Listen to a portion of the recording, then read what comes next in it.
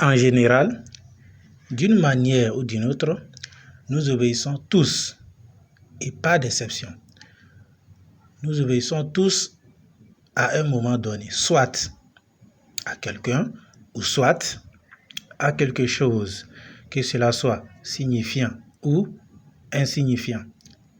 Par exemple, un employé est obligé d'obéir à son patron pour son salaire ou espérer peut-être une promotion.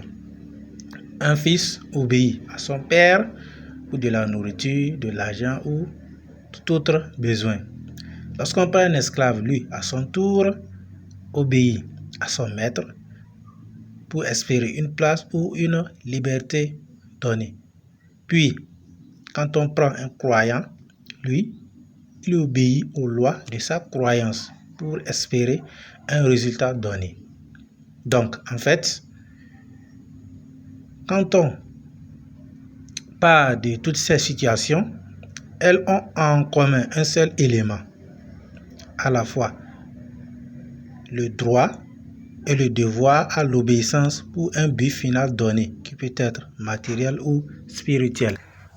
Tout d'abord, avant de commencer, laisse-moi te rappeler une chose très importante et cruciale. Dans la nature, il existe une multitude de maladies, parmi lesquelles une seule sort du lot. Il s'agit de l'ignorance. Heureusement, dans ce monde actuel, à chaque maladie, un remède spécifique, à l'exception de la vieillesse. Et qui parle de la vieillesse parle du temps. Et qui parle du temps parle de la vie. Et qui parle de la vie parle du savoir. Et enfin, qui parle du savoir parle de l'histoire.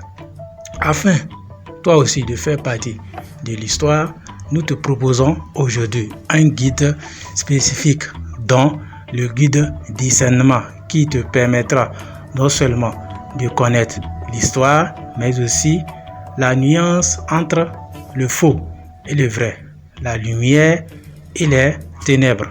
L'objectif de tout ceci est que tu sois prêt à ce qui doit arriver. Qu'est-ce qui doit arriver justement?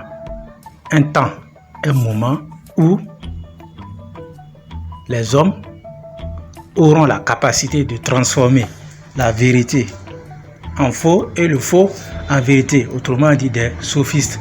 Et chasse que dans l'histoire, des gens comme ça existaient déjà et cela n'est pas prêt de s'arrêter. Donc, vaut mieux être prêt.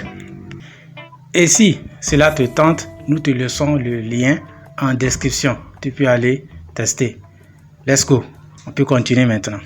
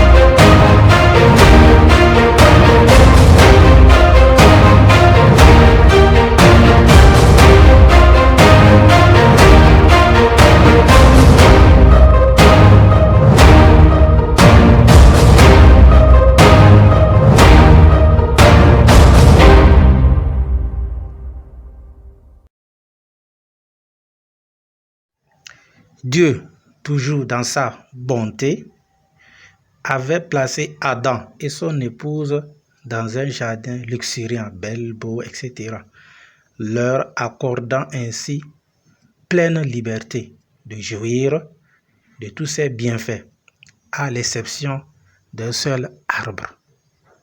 Suite à cela, Satan, le diable, appelez ça comment vous voulez, étant jaloux de la position d'Adam, réussit à chuchoter à Adam et son épouse pour leur faire miroiter un gain illusoire, autrement dit l'immortalité ou le pouvoir éternel.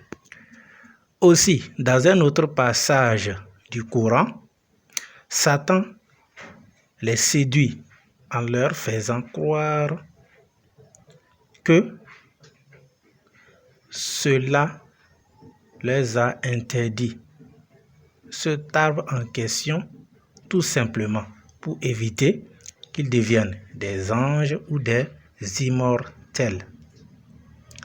C'est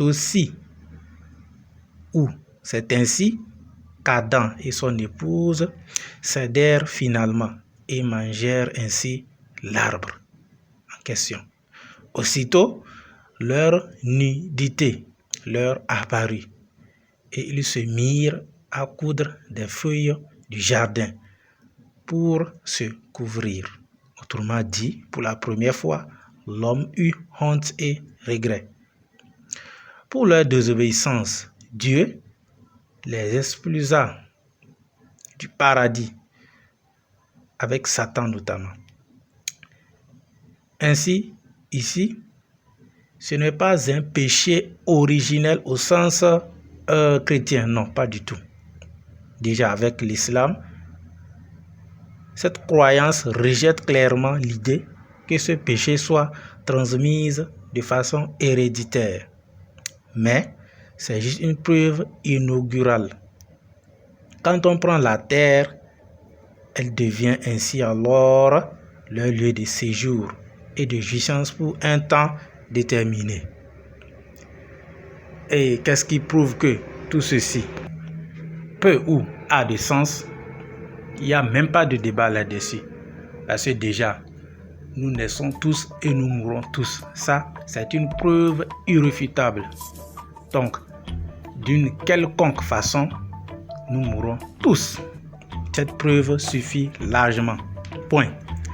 En revanche, l'élément central de la version coranique est que Dieu a immédiatement pardonné Adam après son repentir. Adam reçut ainsi de Dieu des paroles d'inspiration pour se repentir et Dieu les accepta finalement. Donc cela montre la miséricorde divine et l'absence de péché hérité.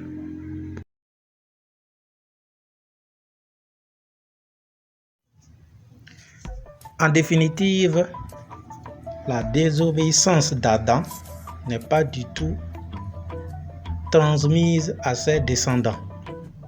Quand on prend chaque être humain, il naît pur et est responsable par la suite de ses propres actes. Il peut y avoir bien sûr des exceptions et ça, c'est un autre débat. Le repentir d'Adam a été accepté immédiatement, faisant de lui un prophète pardonné. Et l'homme n'est pas coupable de naissance. La tentation de Satan continue toujours, mais l'homme a le libre arbitre pour y résister ou pas. Et c'est là que les choses commencent.